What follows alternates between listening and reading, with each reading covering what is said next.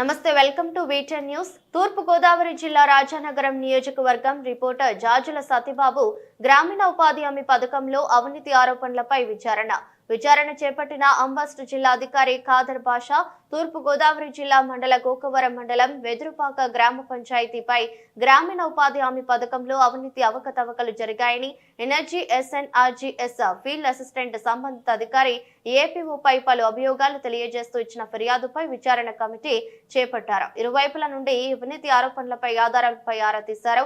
ఈ సందర్భంగా విచారణ అధికారి ఖాదర్ బాషా మీడియాతో మాట్లాడుతూ ఏపీఓపై మోపిన అవినీతి ఆరోపణలపై ఆధారాలు సక్రమంగా ఉంటే చర్యలు తీసుకుంటామని, ఆధారంలో ఎటువంటి స్పష్టత లేదని, ఒకే అంశం 10 ఫిర్యాదులలో పేర్కొన్నారని తెలిపారు. సంబంధిత సాక్ష్యాధారులు విచారణకు హాజరు కాలేదని చెప్పారు. ఆధారాలు సక్రమంగా ఉంటే అధికారిపై చర్యలు తీసుకుంటాయని తెలిపారు. ఈ విచారణ పూర్తి స్థాయిలో చేపట్టినప్పటికీ అధికారిపై ఫిర్యాదుదారుడు అభ్యర్థించిన అవినీతి ఆరోపణలపై తగిన స్పష్టమైన ఆధారాలు లేకపోవడంతో సంబంధిత నివేదికను ఉన్నత అధికారుల దృష్టికి తీసుకెళ్లడం జరుగుతుందన్నారు. విచారణ నిమిత్తం వెదురుపాక గ్రామ రైతులు పాత ఫీల్డ్ అసిస్టెంట్ పై సంబంధిత పథకాలపై పలు అభియోగాలు మోపుతూ రైతులకు రావాల్సిన సుమారు 7 లక్షల రూపాయలు రాలేదని పేర్కొన్న ఈ ఫిర్యాదు మేరకు మండల పరిషత్ డెవలప్మెంట్ అధికారి విచారణ చేపట్టిన నేపథ్యంలో అభియోగం వాస్తవమని తేలడంతో ఫీల్డ్ అసిస్టెంట్ ను సస్పెండ్ చేయడం జరిగిందన్నారు. దాన్ని దృష్టిలో పెట్టుకుని నాపై లేనిపోని అవినీతి ఆరోపణలు చేస్తున్నారని ఏపీఓ చెప్పుకొస్తున్నారని చెప్పారు. ఈ విచారణపై పూర్తి స్థాయిలో నిర్వహించేందుకు తగిన ఆధారాలు తీసుకొస్తామని, సమయం కావాలని కోరడం జరిగిందని తెలిపారు. ఏది ఏమైనా ఈ విచారణలో ఆధారాలు స్పష్టంగా ఉంటే వారిపై చర్యలు ఉంటాయని చెప్పుకొచ్చారు. వెదురుపాక ఫీల్డ్ అసిస్టెంట్, పాత ఫీల్డ్ అసిస్టెంట్ ముల్లబ్బాయి గారి పైన అభియోగం మోపడం జరిగింది. అదే ఎంక్వైరీ పైన మన ఎంపీడీఓ గారు కూడా ఎంక్వైరీ చేశారు. ఎంక్వైరీ చేసి అతను మీద వచ్చిన అభియోగాలు వాస్తవమే అని రిపోర్ట్ పంపడం జరిగింది. ఆ రిపోర్ట్ పంపడం వల్ల దాని మీద అతను సస్పెండ్ చేశారు. ఆ సస్పెండ్ చేయడం గాను వీరు చెప్పారు ఆ మీద అభియోగం వేస్తున్నారని మన అప్పలరాజు గారు చెప్తున్నారు. ఏది కానీ ఏ నిజాలు కానీ ఇంకా వాళ్ళు ఇచ్చే ఎవిడెన్స్ల పైన మిగతా ఫర్దర్ జరిగే ఎంక్వైరీ పైన డిపెండ్ అయి ఉంటుందండి. ఓవరాల్ పైన తర్వాత ఇంకొక 2-3 రోజుల తర్వాత మళ్ళీ ఎంక్వైరీ కండక్ట్ చేసి దీని మీద వచ్చే వాస్తవాలు ఏంటనేది తెలియపరుస్తామండి. ఇప్పుడు అతను ఏపీఓ గారు డబ్బులు తీసుకున్న మాట వాస్తవమే అయితే అది ఏపీఓ గారితో తప్పు అవుతుందండి. ఎందుకంటే ఇప్పుడు ఏపీఓ గారు డబ్బులు తీసుకున్నారని చెప్తున్నారు కానీ దానికి తగిన పక్క ఎవిడెన్స్ అయితే మాకు సమర్పించలేదు ఇంతవరకు. ఒకవేళ కానీ ఏపీఓ గారు తీసుకుంటే అది ఏపీఓ గారు తప్పు కూడా వస్తుంది.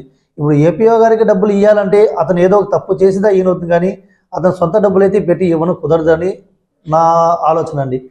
ప్లస్ ఇంకేం చెప్పాలి, వాట్సాప్ ద్వారా వచ్చిన డబ్బులు దగ్గర 3,86,000 దాకా ఏపీఓ గారికి ఇచ్చామని చెప్పేసి వీళ్ళు అతను ఏపీఓ ఫోన్ పేమెంట్ యొక్క స్టేట్మెంట్ మాకు అందజేశారు. దాని మీద ఏపీఓ గారిని విచారించగా ఏపీఓ గారు ఉంటారు అతను ఏదో మిషన్ తీసుకుపెట్టుకున్నారు. ఆ మిషన్ ద్వారా నేను అతనికి డబ్బులు ఇవ్వడము, అతని ద్వారా ఫోన్పే తీసుకోవడము జరుగుతుంది అనేసి అతను చెప్పడం జరిగింది. ఇప్పుడు ఈ డబ్బులు ఇవ్వడం అనేది ఆ ఒక్క ఫీల్డ్ అసిస్టెంట్ ఇచ్చారా, మిగతా 14 మంది వీళ్ళకి సంబంధించిన పంచాయతీ వాళ్ళకి సంబంధించిన వాళ్ళు ఇచ్చారా అన్న వాస్తవం మనకు తెలవడం లేదు. మిగతా పంచాయతీ ఒకరి దగ్గర అయితే ఇప్పుడు ఏపీఓ గారు తీసుకుంటే ఒకరి దగ్గర అయితే తీసుకోరు, తీసుకుంటే 4 దగ్గర తీసుకోవాలి. కాబట్టి మిగతా 4 కూడా విచారిస్తే తెలుస్తుంది. కాబట్టి ఇదే పైన వెదురుపాక అతను వాళ్ళ బిల్లాబాయ్ గారు అన్నారు మిగతా 14 పంచాయతీల దగ్గర స్టేట్మెంట్ కూడా తీసుకువస్తాము, మీ దగ్గర సమర్పిస్తాం అనేసి మా దగ్గర కొంత సమయం కోవడం జరిగింది. మేము సమయం కూడా ఇచ్చాము. 8 మంది తీసుకొచ్చి ఈ మరి వాళ్ళ ముందర వాళ్ళ ఆధ్వర్యంలో ఇచ్చామని చెప్తున్నాను. బట్ ఎలా అంటే 8 మంది నేను విచారించాను. 8 మందిలో ఒకతను మాత్రమే అవునండి నా ముందర ఇచ్చారంటున్నారు. మిగతా 7 మందిలో 2-3 వచ్చిందే డబ్బులు ఇచ్చారని మాత్రం చేస్తున్నారు, నా ముందరైతే ఇవ్వలేదని చెప్పారు. కొంతమంది అయితే ఇక్కడికి విచారణకు హాజరు కాలేదు. అందులో ఒకరికైతే సంతకమే లేదు, వేలుముద్ర రాసింది కానీ వేలుముద్ర లేదు. మనిషి ఇక్కడ విచారణకు హాజరు కాలేదు, ఇక్కడ లేదు. కాబట్టి మేము ఆ యొక్క 8 మంది యొక్క లెటర్స్ అనేది పరిగణలో తీసుకోవడం జరగలేదండి. సంతకాలు కూడా టాలీ కాకపోవడం వల్ల మేము దాన్ని తీసుకోవడం జరగలేదు. ఒకతను మాత్రం చెప్పాడు అవును నా ముందర ఇచ్చారని, కానీ మిగతా వాళ్ళు ఏమంటారంటే ఇచ్చారండి, ఎంత ఇచ్చారో మాకు తెలియదు, మా ముందరైతే ఇవ్వలేదు అని వాళ్ళు చెప్పడం జరిగింది. కాబట్టి వాళ్ళ యొక్క స్టేట్మెంట్ కూడా తీసుకోవడం కొద్దిగా మంచిది కాదని తీసుకోలేదు. మనకు నన్ను పంపించిందే పై వాళ్ళండి ఎంక్వైరీ చేయమని. అలాంటప్పుడు నన్ను వాళ్ళే పంపించి వాళ్ళు ఒత్తిడి గురి చేస్తారనేసి నేను అనుకోవడం లేదు. ఎందుకంటే నన్ను పంపించిందే పై వాళ్ళు కాబట్టి వాళ్ళకి నేను ఇక్కడ ఏదైతే రిపోర్ట్ నేను తీసుకుంటానో ఏదైతే నిజాలు ఉందో అది అలాగే నేను పై వాళ్ళకి సమర్పిస్తాను. డెసిషన్ తీసుకోవడం అనేది వాళ్ళ అధికారుల చేతుల్లో ఉంటుందండి. తప్పు చేశారు వాళ్ళ మీద కఠిన చర్యలు అనేది ఉంటాయి. ఇప్పుడు బుల్లాబాయ్ గారిని అయితే ప్రజెంట్ మేము సస్పెండ్ చేస్తున్నాము. ఒకవేళ అతని మీద అభియోగాలు అనేది కన్ఫామ్ అయిందంటే ఇప్పుడు మన ఆల్రెడీ మీకు తెలిసిందే ఎన్ఆర్జీఎస్లో ₹1,00,000 కంటే పైన ఎవరైతే స్కామ్ చేస్తుంటారో వాళ్ళ మీద క్రిమినల్ కేసులు పెట్టబడతాయండి అని మా అధికారులు క్లియర్ కట్గా చెప్పున్నారు అనమాట.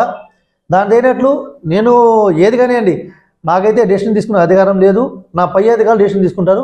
ఏదైతే వాస్తవాలు ఉన్నాయో అది నేను మా పై అధికారులు చేర్చడం నా పని అండి.